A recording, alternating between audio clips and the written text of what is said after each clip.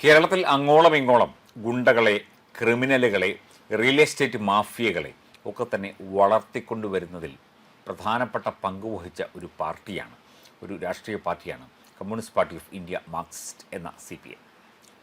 CPM പ്രവർത്തകരോ CPM അനുഭാവികളോ അല്ലെങ്കിൽ CPM നേതാക്കളോ ഇടപെടാത്ത കേസുകൾ കേരളത്തിൽ വളരെ കുറച്ച് മാത്രമേ ഉള്ളൂ. കഴിഞ്ഞ ദിവസം ഈ അർജുൻ ആയങ്കിയുമായി ബന്ധപ്പെട്ട് ഇയാളെ വളർത്തിക്കൊണ്ടുവന്നതാര്, ഈ അർജുൻ ആയങ്കിയുടേത് ഉൾപ്പെടെയുള്ള സ്കൂളുകൾ ഏത്, കൊടിസുനിയുടേത് ഉൾപ്പെടെയുള്ള സ്കൂളുകൾ ഏത് എന്ന തരത്തിൽ മാധ്യമങ്ങളിൽ ചർച്ച നടത്തിയിരുന്നു. ഇവിടെ നമുക്കറിയാം, കണ്ണൂർ ജില്ലയാണ് മാർക്സിസ്റ്റ് പാർട്ടിയുടെ അല്ലെങ്കിൽ കമ്മ്യൂണിസ്റ്റ് മാർക്സിസ്റ്റ് പാർട്ടിയുടെ ഒരു പ്രധാനപ്പെട്ട കേന്ദ്രം. ഇവിടെ ഇപ്പോൾ RSSകാർ ആയുധ പരിശീലനം നടത്തുന്നു, ക്ഷേത്രങ്ങൾ കേന്ദ്രീകരിച്ച് പ്രവർത്തിക്കുന്നു എന്നൊക്കെയുള്ള പരാതികളും ഒക്കെ തന്നെ ഉണ്ടായിരുന്നു. പക്ഷേ 10 വർഷം പിണറായി വിജയൻ ഭരിച്ചിട്ടും ഇവിടെ രാഷ്ട്രീയ സ്വയംസേവക സംഘത്തിനെതിരെ ഒരു ചെറുവിരൽ അനക്കാൻ പോലും അവർക്ക് സാധിച്ചില്ല. ക്ഷേത്രങ്ങൾ കേന്ദ്രീകരിച്ച് ഒക്കെ തന്നെ RSSൻ്റെ ശാഖകളും ഒക്കെ നടന്നുകൊണ്ടിരുന്നു. അതിൻ്റെ അർത്ഥം അവർ ശരിയായിരുന്നു, അല്ലെങ്കിൽ അവർക്കെതിരെ ഒന്നും കണ്ടെത്താൻ ഇവർക്ക് സാധിച്ചില്ല എന്നുള്ളതാണ്. പക്ഷേ പോപ്പുലർ ഫ്രണ്ട് ഓഫ് ഇന്ത്യയുടെ ആലുവയിലെ ചില കേന്ദ്രങ്ങൾ കേന്ദ്രീകരിച്ചുള്ള ആയുധ പരിശീലനത്തിന് സമാനമായി CPM ഇവിടെ ഗുണ്ടകളെ അണിയിച്ചൊരുക്കുകയായിരുന്നു. CPMൻ്റെ ഗുണ്ടകൾ കണ്ണൂർ ജില്ല കേന്ദ്രീകരിച്ചും അല്ലാതെയും കോഴിക്കോട് ജില്ല കേന്ദ്രീകരിച്ചും അതുപോലെ ആലപ്പുഴ ജില്ല കേന്ദ്രീകരിച്ചും ഒക്കെ തന്നെ പല തരത്തിലുള്ള നിയമവിരുദ്ധമായ പ്രവർത്തനങ്ങളിലും ഏർപ്പെട്ടു എന്നുള്ള സംസ്ഥാന ആഭ്യന്തര മന്ത്രാലയത്തിൻ്റെ കണ്ടെത്തലാണ് ഇപ്പോൾ പുറത്തു വന്നിരിക്കുന്നത്. തീർച്ചയായിട്ടും CPM ഒരു പൊതു സംവിധാനത്തിൽ പ്രവർത്തിക്കുന്ന ഒരു പാർട്ടിയാണെങ്കിൽ കൂടി അവർക്ക് നിലനിൽക്കുന്നതിനായിട്ട്, അവർക്ക് തല്ലാനും കൊല്ലാനുമൊക്കെ ആയിട്ട് നിരവധി ചെറുപ്പക്കാരെ ഗുണ്ടകളായി അവർ അപ്പോയിൻ്റ് ചെയ്തിരുന്നു. പലപ്പോഴും അവർക്ക് ഈ RSS CPM സംഘടനം ഒക്കെ ഏതാണ്ട് അവസാനിച്ച ഘട്ടത്തിൽ, അല്ലെങ്കിൽ കണ്ണൂർ ജില്ലയിൽ അവസാനിച്ച ഘട്ടത്തിൽ ഇവർക്ക് പ്രത്യേകിച്ച് പണിയൊന്നുമില്ലാതായി ഗുണ്ടകൾക്ക്. അവർ അവസാനം ഈ അർജുൻ ആയങ്കിയെ പോലെ സ്വർണം പൊട്ടിക്കലും സ്വർണ്ണക്കടത്തും അതുപോലെയുള്ള നിയമവിരുദ്ധ രാജ്യവിരുദ്ധ പ്രവർത്തനങ്ങളിൽ ഏർപ്പെട്ടു. സത്യം പറഞ്ഞാൽ ലോകത്തിലെ ഏറ്റവും വലിയ ജനവിരുദ്ധ പാർട്ടിയാണ്, ലോകത്തിലെ എന്ന് പറയുന്നത് അതിശയോക്തിയാണെങ്കിൽ ക്ഷമിക്കണം, അത്രയും വലിയ അതിശയോക്തിയോടുകൂടി തന്നെ പറയുകയാണ്, ലോകത്തിലെ ഏറ്റവും വലിയ ജനവിരുദ്ധ, സാമൂഹ്യ വിരുദ്ധ, രാജ്യവിരുദ്ധ പാർട്ടിയാണ് CPM അല്ലെങ്കിൽ communist party of India Marxist എന്ന സംവിധാനങ്ങളും അവയോട് ചേർന്ന് നിൽക്കുന്ന ആശയങ്ങളും.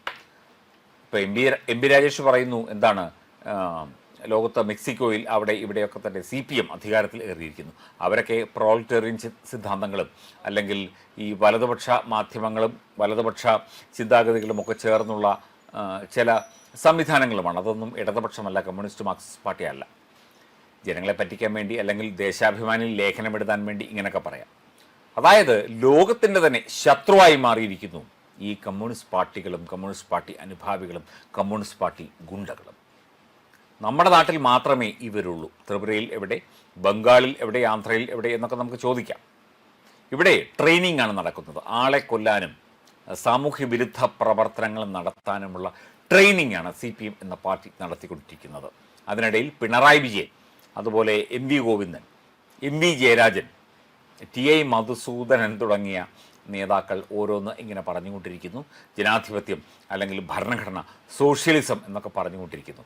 സത്യം പറഞ്ഞാൽ ഈ CPM കമ്മ്യൂണിസ്റ്റ് എന്ന ആശയം അല്ലെങ്കിൽ കമ്മ്യൂണിസ്റ്റ് പാർട്ടി എന്ന അവരുടെ ഒരു ശരിയായ ആശയം അല്ല ഇവർ മുമ്പോട്ട് കൊണ്ടുപോകുന്നത്. ഇവർ പണമുണ്ടാക്കാൻ വേണ്ടി, അധികാരം നേടാൻ വേണ്ടി, എന്ത് തോന്നിയാസവും കാണിക്കാൻ, ആരെയും കൊല്ലാൻ വേണ്ടി, ആരെയും ഇല്ലാതാക്കാൻ വേണ്ടി ശ്രമിക്കുന്ന ഒരു പ്രസ്ഥാനമാണ്. രാഷ്ട്രീയ പ്രസ്ഥാനം എന്ന് നമ്മൾ പറയുന്നില്ല.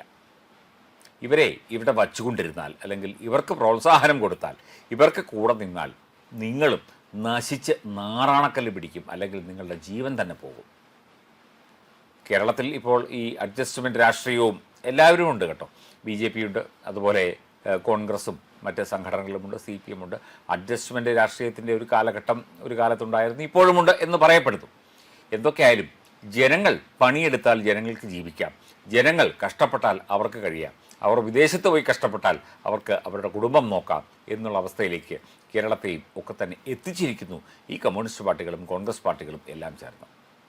അതുകൊണ്ട് നമ്മൾ കഴിഞ്ഞ ദിവസം പറഞ്ഞതുപോലെ communist party of India Marxist അതിൻ്റെ അനുബന്ധ ഘടകങ്ങൾ ഒക്കെ അതുമായി ബന്ധപ്പെട്ട് പ്രവർത്തിക്കുന്നവർ സൂക്ഷിക്കുക, ശ്രദ്ധിക്കുക. നിങ്ങളുടെ ജീവിതം പോകും, നിങ്ങളുടെ കുടുംബം പോകും.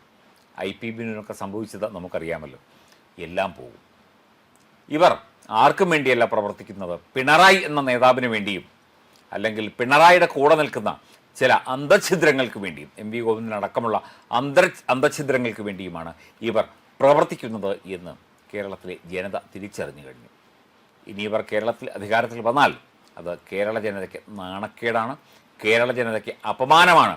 കേരളത്തിലെ ജനങ്ങൾ അങ്ങനെയൊന്നും ചെയ്യില്ല എന്ന് വിശ്വസിക്കുന്നു. ഗുണ്ടകളെ ഉണ്ടാക്കുന്ന, നാടിനെ നശിപ്പിക്കുന്ന, ജനങ്ങൾക്കെതിരെ നിൽക്കുന്ന, സ്വന്തം കൂടെ വന്നവരെ പോലും അപമാനിക്കുന്ന, കൊല്ലുന്ന, ഇപ്പം ആളെ വിട്ട് കൊന്നിട്ട് ഇത് ഞങ്ങളുടെ രക്തസാക്ഷിയാണ് എന്ന് സ്വന്തം സഖാവിനെ കൊന്നിട്ട് വിളിച്ചു പറയുന്ന പാർട്ടിയാണ്. എന്തായാലും കൊള്ളാം. CPM വിജയിക്കട്ടെ. ലാൽ സലാം.